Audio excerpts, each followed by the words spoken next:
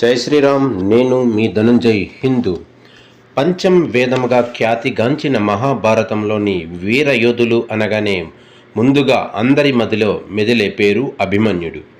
పాండవ మధ్యముడు అర్జునుడు, శ్రీకృష్ణుడు చెల్లెలు సుభద్రల ముద్దుల కుమారుడు అభిమన్యుడు. సాక్షాత్తు శ్రీకృష్ణుడికి మేనల్లుడు.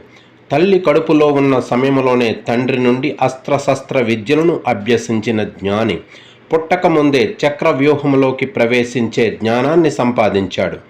చక్రవ్యూహం నుండి బయటపడే మార్గం తెలియక 16 ఏళ్ల చిరుప్రాయంలోనే మరణించాడు అభిమన్యుడు.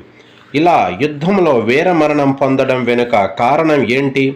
ఎందుకు శ్రీకృష్ణుడు తన మేనల్లుడిని కాపాడకుండా ఉండిపోయాడు? ఈ విషయాల గురించి మనం ఈ వీడియోలో తెలుసుకుందాం. మహాభారతం అనగానే మనకు గుర్తుకు వచ్చేది మహాసంగ్రామం. ఈ యుద్ధం ధర్మాన్ని పరిరక్షించడానికి జరిగిన యుద్ధంగా పేర్కొంటారు. లోకంలో అధర్మం పెరిగినప్పుడు శ్రీ మహావిష్ణువు అవతరిస్తాడు. అలా ద్వాపర యుగంలో విష్ణువు శ్రీకృష్ణుడిగా అవతరించినప్పుడు శ్రీకృష్ణుడికి సహాయంగా ఇతర దేవతలు వివిధ ప్రదేశాలలో ఎందరో దేవతలు జన్మించి ధర్మాన్ని స్థాపించడంలో శ్రీకృష్ణుడికి సాయం చేశారు. అందులో భాగంగానే చంద్రుడి కుమారుడు అయిన వర్చస్సు అభిమన్యుడిగా జన్మించాడు. అభిమన్యుడు తల్లి గర్భంలో ఉన్నప్పుడే తండ్రి పద్మవ్యూహం గురించి చెబుతుండగా శ్రద్ధగా విన్నాడు. పద్మవ్యూహం నుండి బయటపడడం ఎలాగో చెప్పబోతున్న సమయంలో శ్రీకృష్ణుడు అర్జునుడును అడ్డుకున్నారు. కావాలనే శ్రీకృష్ణుడు అలా చేశాడు. అభిమన్యుడు పద్మవ్యూహాన్ని ఛేదించడం మాత్రమే తెలుసుకొని బయటపడడం తెలుసుకోలేకపోయాడు. కురుక్షేత్ర యుద్ధంలో శ్రీకృష్ణుడు అర్జునుడు లేని సమయంలో పాండవులకు అండగా యుద్ధరంగంలోకి ప్రవేశించిన అభిమన్యుడు, కౌరవులను వీరోచితంగా ఎదుర్కొన్న అభిమన్యుడు పద్మవ్యూహం నుండి బయటకు రాలేక కౌరవుల చేతిలో మరణించాడు.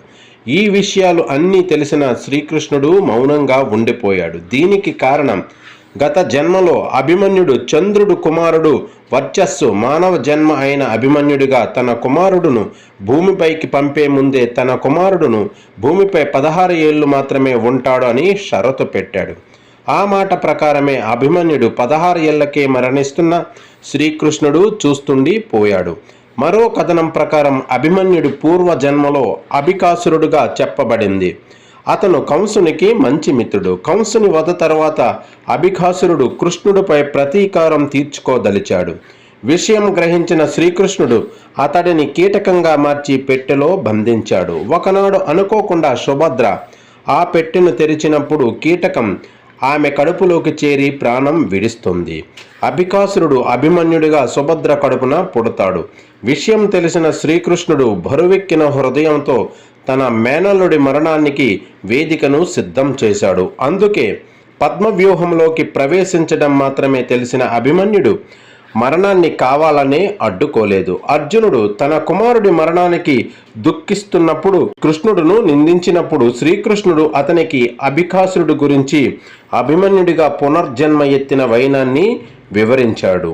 కృష్ణం వందే జగద్గురుం. జై హింద్. భారత్ మాతా కీ జై.